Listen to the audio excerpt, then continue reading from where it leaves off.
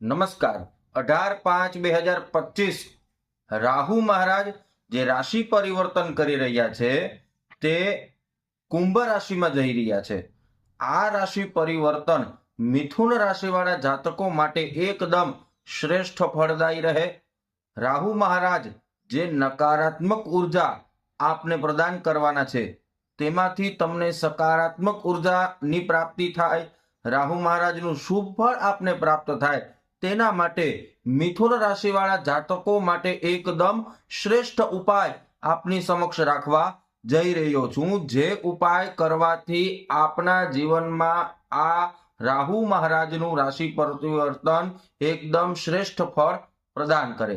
સૌથી પહેલો ઉપાય એ છે કે સૂર્યાસ્ત પછી ઓમ રામ રાહવે નમઃ આ મંત્રની 3 માળા અવશ્ય જપ કરવા જોઈએ।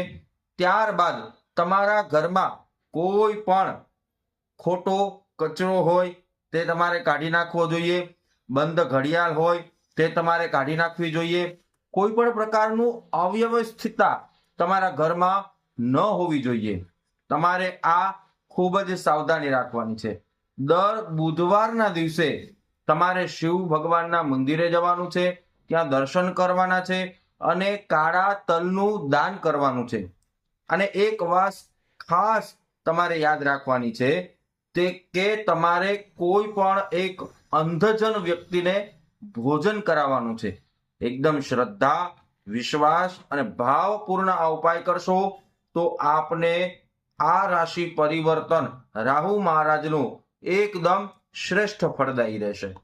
નમસ્કાર।